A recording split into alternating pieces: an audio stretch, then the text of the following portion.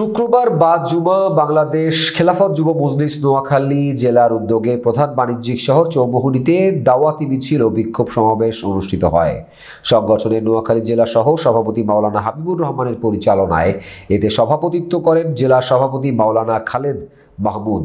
তিনি তার বক্তব্যে বলেন, যুব সমাজকে খেলাফত রাষ্ট্র প্রতিষ্ঠার লক্ষ্যে বাংলাদেশ খেলাফত যুব মজলিসে যোগদানের আহ্বান জানান এবং আগামী ২৭ ডিসেম্বর বাংলাদেশ খেলাফত যুব মজলিসের ১৫ বছর পূর্তি উপলক্ষে আয়োজিত যুব সমাবেশ সফল করার আহ্বান জানান।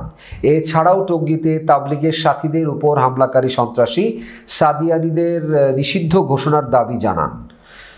উক্ত বিক্ষোভ সমাবেশে বক্তব্য রাখেন বাংলাদেশ খেলাফত মজলিস নোয়াখালী জেলা দক্ষিণ শাখার সাংগঠনিক সম্পাদক মাওলানা ইমরান নোমানী, বাংলাদেশ খেলাফত যুব মজলিস নোয়াখালী জেলার বায়তুল মাল বিভাগের সম্পাদক মুফতি ওয়ালিউল্লাহ, খেলাফত যুব মজলিস বেগমগঞ্জ উপজেলা পশ্চিম শাখার সভাপতি মুফতি নুরুদ্দিন, চৌমুহনী শহর শাখার সভাপতি মুফতি ওমর ফারুক, বেগমগঞ্জ উপজেলা পূর্ব সহ সভাপতি মাওলানা মাহফুজুর রহমান প্রমুখ।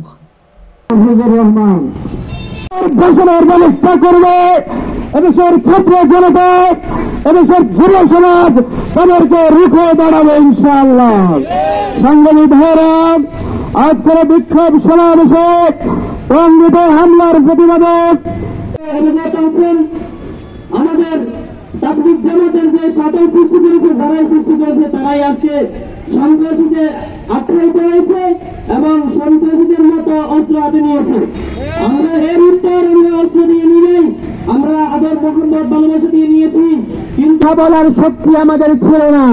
আমাদের কর্তৃ চেপে ধরেছিল সে আওয়ামী ফ্যাসিস্ট সরকারের গুন্ডা বাহিনী জায়গায় জায়গায় ইঞ্চি মাটিকে আমাদের জন্য সংকীর্ণ করে দিয়েছিল।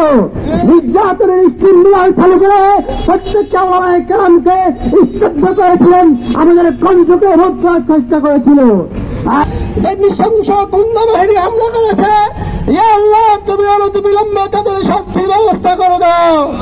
২৬ সাল পর্যন্ত যারাই আহত করছেন সাদিয়ানী সন্ত্রাসী গোষ্ঠী, সন্ত্রাসী নিষিদ্ধ গোষ্ঠী, তাদেরকে বাংলাদেশে নিষিদ্ধ করা হোক। সরকারের কাছে বিনীত অনুরোধ, অতি দ্রুত ফাঁসির যেন ফাঁসি দেওয়া হয় এবং ফাঁসি আইনে আওতা আনা হয়।